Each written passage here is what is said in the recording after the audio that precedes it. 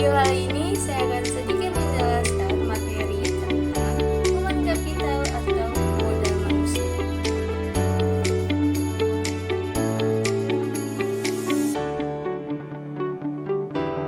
Human capital atau modal manusia. Arti dan pentingnya human capital. Istilah human capital pertama dikemukakan oleh seorang ekonomi bernama Theodore Sharp yang berpendapat bahwa peningkatan kesejahteraan pada perusahaan tidak tergantung pada tanah, peralatan, energi, sumber daya, melainkan pada kompetensi pengetahuan dari pegawainya.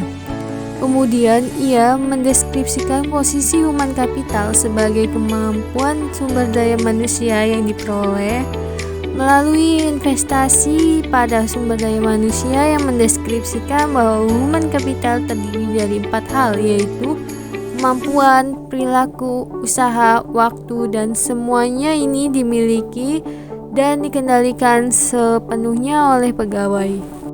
Untuk mendeskripsikan human capital sebagai kombinasi dari keempat faktor tersebut sebagai berikut. Yang pertama, karakteristik atau sifat yang dibawa pada pekerjaan, misal inteligensi, energi, sikap positif, keandalan, dan komitmen. Kedua, kemampuan seseorang untuk belajar, yaitu kecerdasan, imajinasi, kreativitas, dan bakat. Ketiga, motivasi untuk berbagi informasi dan pengetahuan, yaitu semangat tim dan orientasi tujuan. Peran human capital sebagai kunci keunggulan organisasi. Kunci keunggulan organisasi terdiri dari 3 kelompok utama dari aset perusahaan, yaitu aset finansial, misalnya uang tunai dan surat berharga. Aset disebut finansial capital.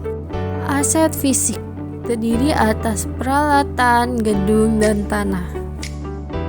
Aset tak terwujud, modal organisasi, aliansi bisnis, pelanggan, merek, reputasi, modal intelektual. Hubungan kompetensi karyawan dengan human capital.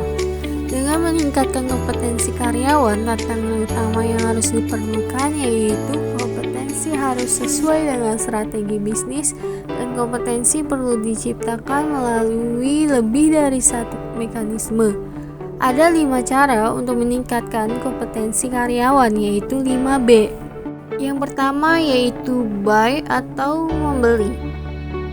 Mengganti SDM yang lama dengan yang baru dan memiliki kualitas yang lebih baik. Yang kedua, build atau membangun. Investasi dilakukan terhadap SDM untuk meningkatkan kualitasnya menjadi lebih baik. Yang ketiga, borrow atau meminjam. Penggunaan konsultan atau partner efektif memungkinkan berbagai pengetahuan dan desain kerja baru. Keempat, bunch atau melambung. Perusahaan harus mengeluarkan karyawan yang bekerja di bawah standar.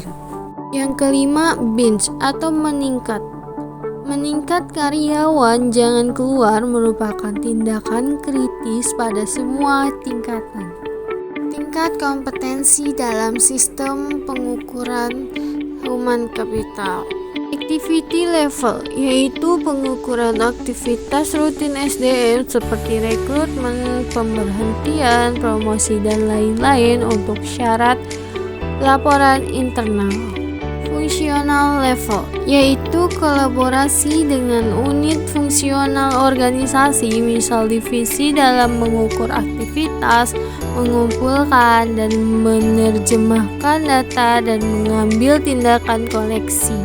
Strategic level, yaitu tingkatan analisis tertinggi sehingga dapat memberikan gambaran perusahaan secara penuh.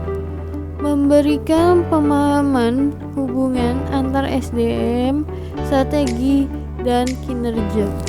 Dari ketiga tingkat kompetensi di atas diketahui bagaimana melakukan pengukuran nilai human capital pada ketiga tingkat tersebut, dimulai dari tingkat korporat dalam unit bisnis fungsional, tingkat terendah yaitu aktivitas dari divisi SDM. Untuk mengintegrasikan sistem pengukuran tersebut menjadi sistem kohesif dalam suatu jalur yang terdiri dari 3 tingkat, dan pada masing-masing tingkat tersebut aktivitas yang dapat diukur beserta hasilnya